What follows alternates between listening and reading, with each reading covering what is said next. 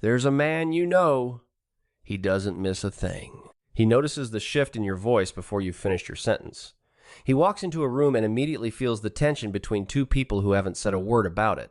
He reads between the lines of things that were never actually said, and then goes home and replays all of it alone. Most people call that overthinking, or anxiety, or being too sensitive. Psychology calls it something else entirely.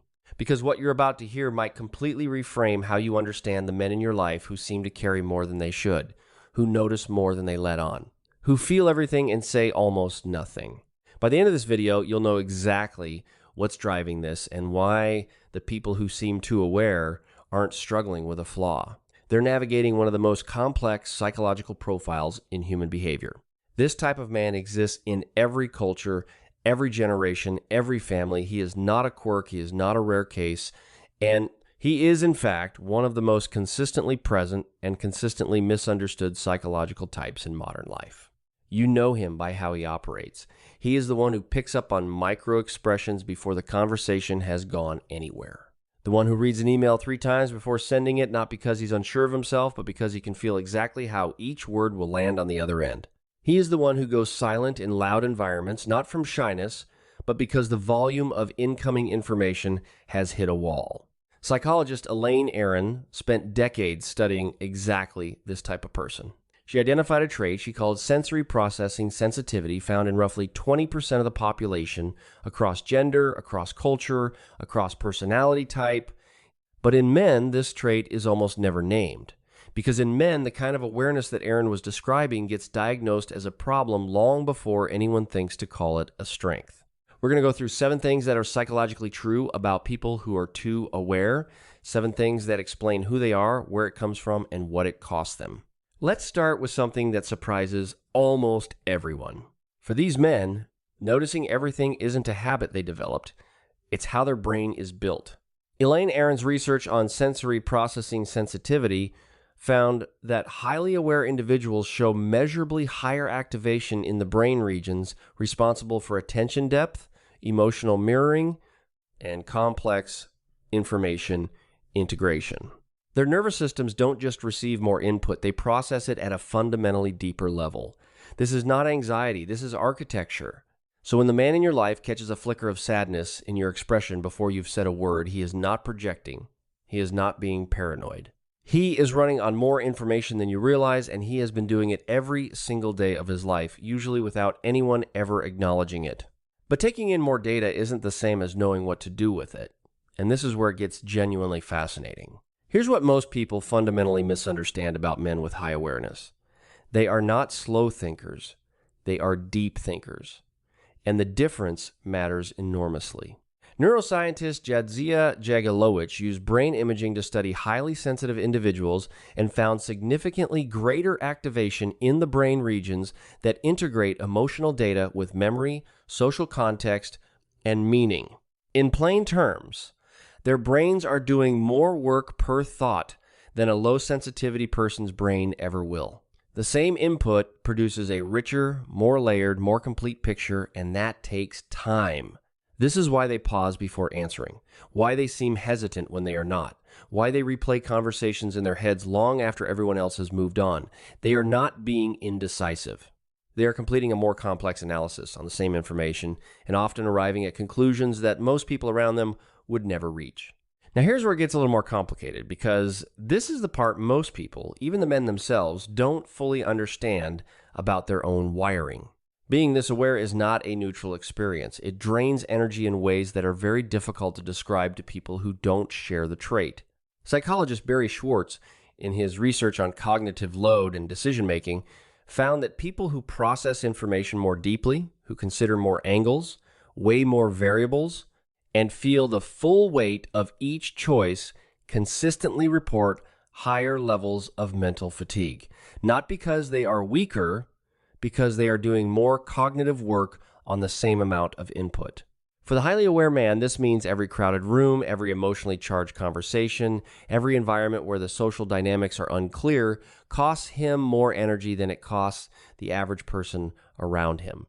He doesn't leave gatherings feeling drained because he dislikes people. He leaves drained because he was fully present, tracking everyone, feeling everything, processing all of it for the entire time, while everyone else was just talking. And this next one, the people closest to these men almost always get this completely wrong. Here's one of the most damaging things that consistently happens to highly aware men. The people closest to them, partners, parents, managers, observe the pausing, the overanalyzing, the sensitivity to tone and atmosphere, and they label it anxiety, insecurity, emotional fragility. Susan Cain, whose research on introversion and quiet strength has documented this pattern extensively, found that the single most consistent experience among highly sensitive and perceptive men is not sadness or dysfunction. It is the exhaustion of being chronically misread by the people who should know them best. Over time, these men learn to hide what they notice. They perform certainty they don't feel. They shrink the part of themselves that makes others uncomfortable because the alternative is being told again that something is wrong with them. And that hiding is where the real psychological cost begins.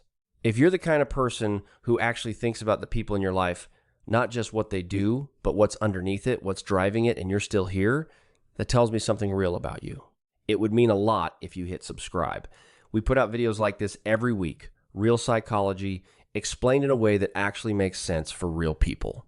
Here's the part that doesn't get talked about nearly enough, and it matters.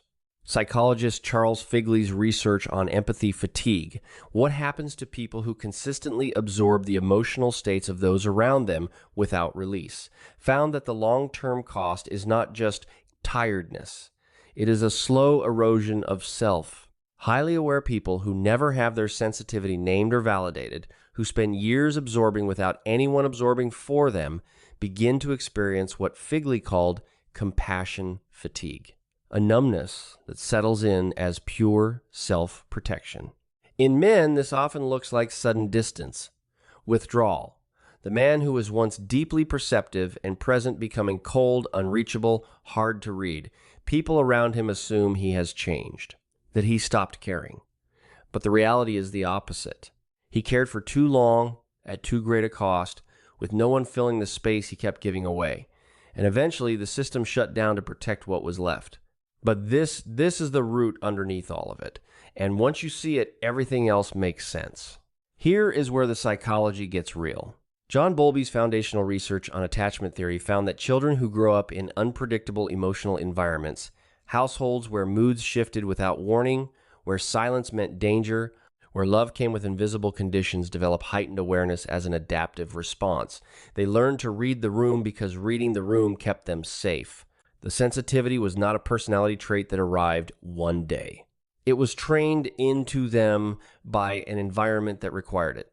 The highly aware adult man was in many cases the highly aware child who had no other option. His ability to sense tension before it erupted, to pick up on what wasn't being said, to anticipate the needs of others before they became demands. These were not gifts he was born with and chose to develop. They were tools he built under pressure. This does not mean he is defined by that history. It means his awareness has a story, and that story deserves far more respect than the world has given it. Which brings us to the last one, and honestly, the most important. Psychologist Mihaly Csikszentmihalyi spent his career studying the conditions under which human beings perform at their highest level. He found that highly sensitive, deeply perceptive people, when placed in environments that reward depth over speed and complexity over certainty, enter what he called flow states more readily, more fully, and more productively than almost any other type. The man who picks up on everything, who processes at depth, who carries the weight of what others don't notice, he is not built for environments that reward speed and easy confidence. He is built for the work that requires actually seeing what's there, the conversations others won't have, the problems others won't sit with long enough to solve, the relationships that require patience, attunement, and the willingness to feel what's real. When he finds that work, and when he finds the people who honor his nature, instead of asking him to be less, he becomes quietly one of the most capable and irreplaceable people in any room he walks into. So the next time you meet a man who notices everything, who goes quiet in loud rooms, who replays conversations after they're over, and reads between the lines of things no one said out loud, you know what you're actually looking at now. You're looking at someone whose nervous system takes in more than most people ever will. Someone who was in many cases taught to be this vigilant long before he had any say in it. Someone who has been absorbing the emotional weight of the people around him for years and rarely, if ever, tells anyone what that costs him. He is not overthinking, he is not fragile, he is not too much. He is someone who has always lived at depth, in a world that mostly rewards the surface. And the people who learn to meet him there, who match his depth instead of asking him to flatten it, those are the people who get to see who he actually is. Really is. If you want to go deeper on why men like this often feel the most alone inside their closest relationships, I made a video on exactly that topic. I think it'll hit just as hard. It's right here when you're ready.